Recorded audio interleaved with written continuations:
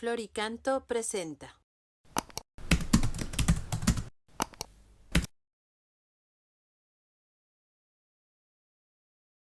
Número 512 del Compendio del Catecismo. ¿Qué se opone a la doctrina social de la Iglesia? Se oponen a la doctrina social de la Iglesia los sistemas económicos y sociales que sacrifican los derechos fundamentales de las personas o que hacen del lucro su regla exclusiva y fin último. Por eso la Iglesia rechaza las ideologías asociadas en los tiempos modernos al comunismo u otras formas ateas y totalitarias de socialismo. Rechaza también en la práctica del capitalismo el individualismo y la primacía absoluta de las leyes del mercado sobre el trabajo humano. Entonces estamos hablando de que, bueno, pues la doctrina social lleva a cabo una reflexión, un criterio de juicio, un criterio crítico también sobre cómo se conforma, cómo se ordena la economía y la vida social, y entonces no se identifica, la Iglesia no se identifica, no es su cometido el identificarse con una política económica concreta. La Iglesia no tiene una propuesta, no es su quehacer el proponer una economía alternativa, una vía eclesial. No. Está llamada a inspirar. Eso sí, la Iglesia está llamada a inspirar, que haya católicos, que haya cristianos, que incluso hasta personas no cristianas que puedan inspirarse en esos principios de la doctrina social para hacer un mundo más justo. Pero no es el cometido de la Iglesia el conformar una alternativa política, una alternativa económica, sino más bien ser inspiradores, como digo. Bien, pero viene bien, ¿no?, para entender de qué manera inspira la Iglesia esos principios de doctrina social, ver a qué se opone, frente a qué toma distancia y dice esto no, esto tampoco. Y en concreto, lo que la Iglesia ha formulado con claridad es que ella se opone a los sistemas que sacrifican, por un lado, ¿no?, los derechos fundamentales de las personas en aras de la organización colectiva, ¿no?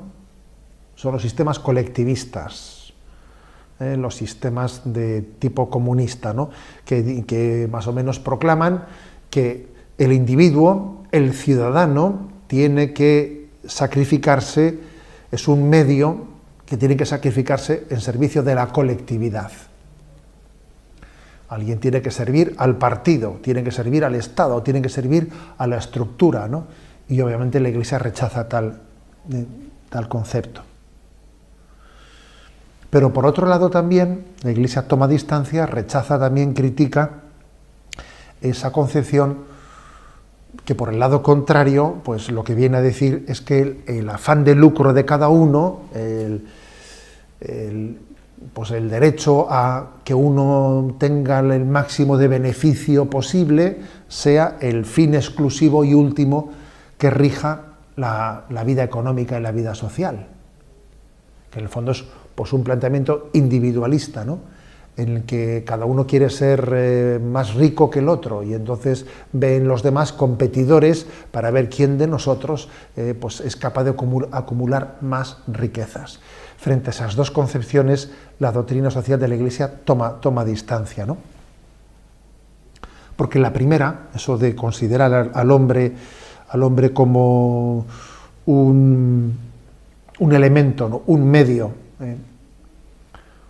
medio para la organización social, pues en el fondo se olvida de la dignidad del hombre, de que es el hombre la clave de la política, es el hombre la clave de la economía, es la dignidad del hombre la que da razón de ser a por qué intentamos, ¿no?, conformar un mundo en un orden social, porque es el hombre el que tiene derecho a tener esa vida social bien ordenada. Por lo tanto, frente al colectivismo, creemos en la dignidad del hombre, inalienable, que no se puede sacrificar ni por el partido político ni por el Estado. Pero frente a esa otra visión de tipo individualista, Pues nos recordamos que cuando el apetito desordenado por el dinero es lo que mueve el mundo, cuando el afán de riqueza, el afán de notoriedad es el motor de este mundo, entonces los conflictos están servidos. Y entonces esta vida se convierte en un pequeño infierno en el que el hombre es un lobo para el hombre. Y entonces la Iglesia toma distancia frente a esas visiones totalitarias de inspiración comunista que llamamos socialismo real, que desde una concepción atea tienen una visión materialista del hombre y de la sociedad, y por otro lado, frente a esas visiones de un capitalismo exacerbado, y por capitalismo exacerbado entendemos a quienes entienden que la economía se tiene que conformar solamente por la regla del libre mercado y de la libre competencia. Y que lo que tiene que haber es sencillamente el libre mercado, libre competencia, y no hacer ningún tipo de intervención reguladora de tipo de justicia social, ¿no? No creemos en eso. La Iglesia también rechaza tal cosa, ¿no? Porque obviamente la libre competencia debe de ser también regulada por principios de justicia social, ¿no? En definitiva, la Iglesia toma distancia frente a estas dos concepciones. No es que ella proponga una tercera vía, porque no es su cometido, no es su vocación, sino ella es inspiradora de una regulación desde una justa jerarquía de valores. Cuando se tiene una justa jerarquía de valores es mucho más fácil distinguir qué es correcto, qué es incorrecto, qué es prudente, imprudente, ¿no? Y también es mucho más fácil de entender cuando algo sirve al bien común o no sirve al bien común.